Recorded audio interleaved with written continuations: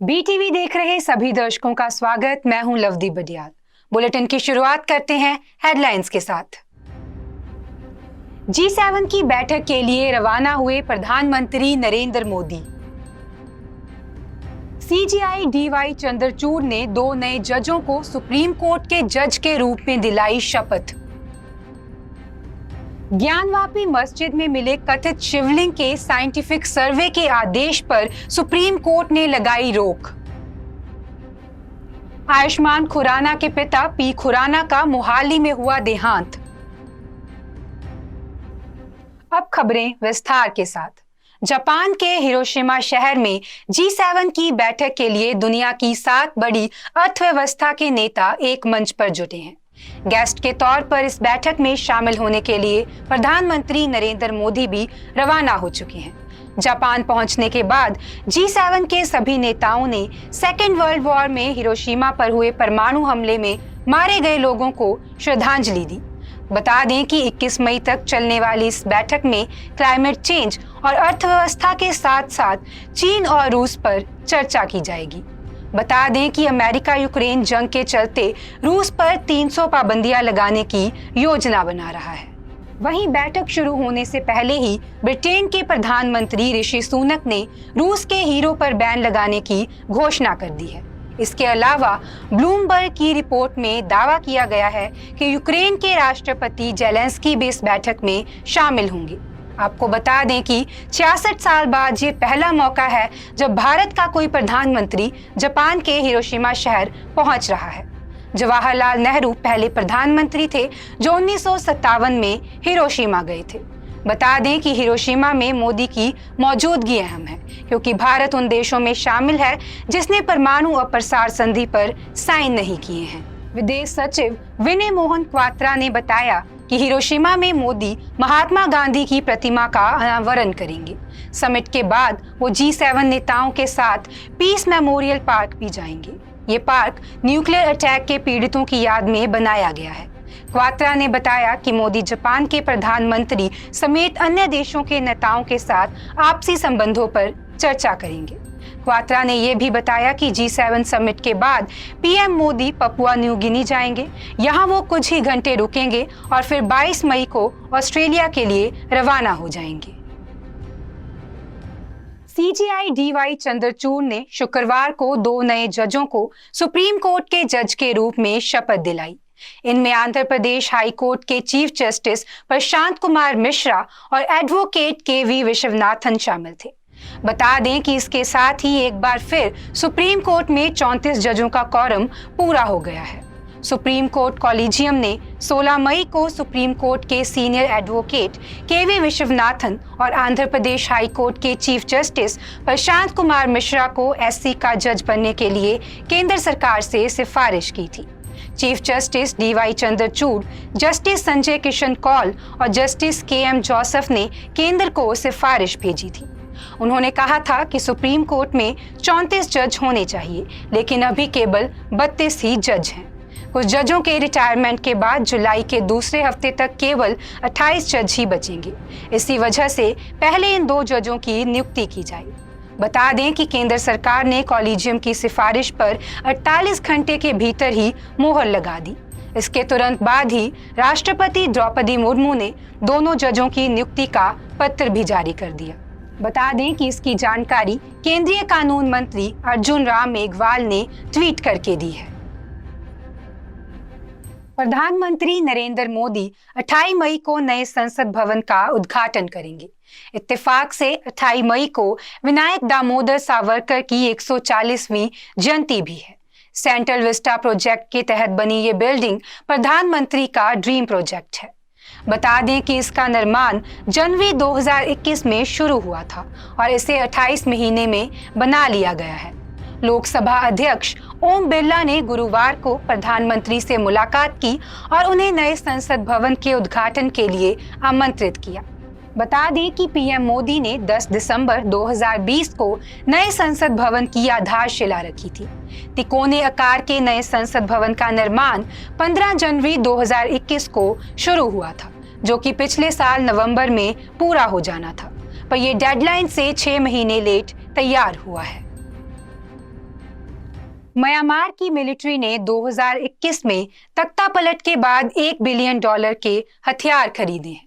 संयुक्त राष्ट्र संघ के एक्सपर्ट के मुताबिक ये खरीद म्यांमार की सेना ने उस पर लगी पाबंदियों के बावजूद की है। ज्यादातर हथियार रूस, चीन और सिंगापुर की कंपनियों से खरीदे गए हैं। वहीं भारत की कंपनियों से भी म्यांमार की सेना को पिछले 2 सालों में 420 करोड़ के हथियार और उससे जुड़ा सामान मिला है। यूएन की रिपोर्ट में कहा गया है कि इस बात के पुख्ता सबूत हैं कि सेना ने इन हथियारों का इस्तेमाल लोगों के खिलाफ हिंसा करने में किया है। इसके बावजूद कुछ देशों ने बिना रुके सेना को हथियार पहुंचाए हैं। म्यांमार की सेना को हथियार देने के मामले में रूस सबसे आगे है। रिपोर्ट में दावा किया गया है कि म्यांमार को हथियार और उन्हें बनाने का सामान पहुंचाने में रूस, चीन और भारत की सरकारी कंपनियां शामिल हैं। यूएन के एक्सपर्ट ने जब अपनी जानकारी इन देशों की सरकारों से साझा की तो रूस और चीन के कुछ भी कहने से इनकार कर दिया। वहीं भारत की सरकार ने कहा कि हथियार देने का समझौता पिछली सरकार में हुआ था। वहीं $1 बिलियन में से $947 मिलियन के हथियारों की डील सीधे म्यांमार की सेना से जुड़ी कंपनियों के साथ की गई है। इसका मतलब ये है कि हथियार सप्लाई करने वाले देशों को पता था कि वो सीधे वहां की सेना के साथ डील कर रहे हैं। बता दें कि म्यांमार में फरवरी 2021 में सेना ने तख्तापलट कर दिया था। वहां की पुलिस ने नेता ऑंग सान सू पर आरोप लगाकर उन्हें जेल में डाल दिया था। सेना ने तख्तापलट को ये कहते हुए सही ठहराया कि म्यांमार में 2020 में हुए चुनावों में धांधली हुई है। इन चुनावों में आंग सान सू की party national league for democracy ने एक तरफा जीत हासिल की थी। इंडियन नेवी की वागीर सबमरीन ने 18 मई को समुद्र में टेस्ट शुरू कर दिया है। बता दें कि यह सबमरीन एंटी शिप मिसाइल और टारपीडो से लैस है। इसकी खासियत है कि ये दुश्मन के रडार में पकड़ में नहीं आती। समुद्र में कई राउंड की टेस्टिंग के बाद अगले साल ये भारतीय नेवी के लड़ाकू बेड़े में शामिल हो जाएगी। वागीर का नाम सैंडफिश की एक प्रजाति पर रखा गया है, जो इंडियन ओशन की एक घातक समुद्री शिकारी है। इसे साइलेंट किलर भी कहा जाता है।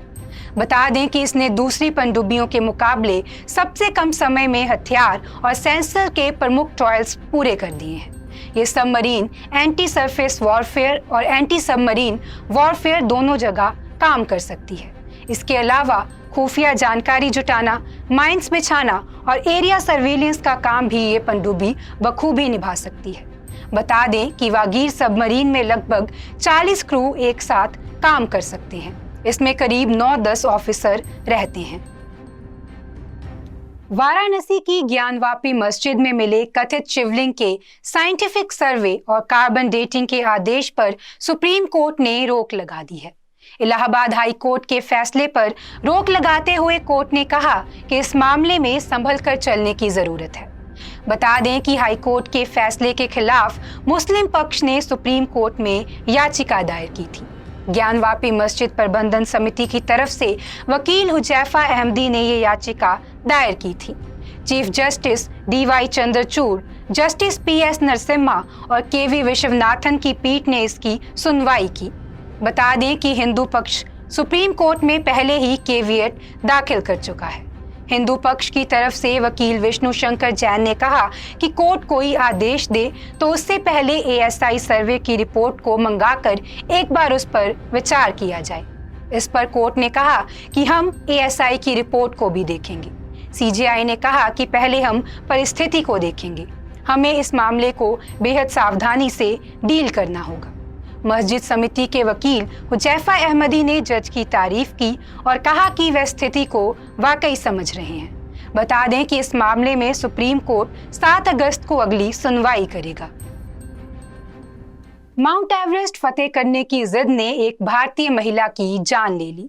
महाराष्ट्र की रहने वाली 59 साल की सुजैन को पेसमेकर लगा था, लेकिन वह इसी फिजिकल कंडीशन के साथ एवरेस्ट पर चढ़ाई का रिकॉर्ड बनाना चाहती थी।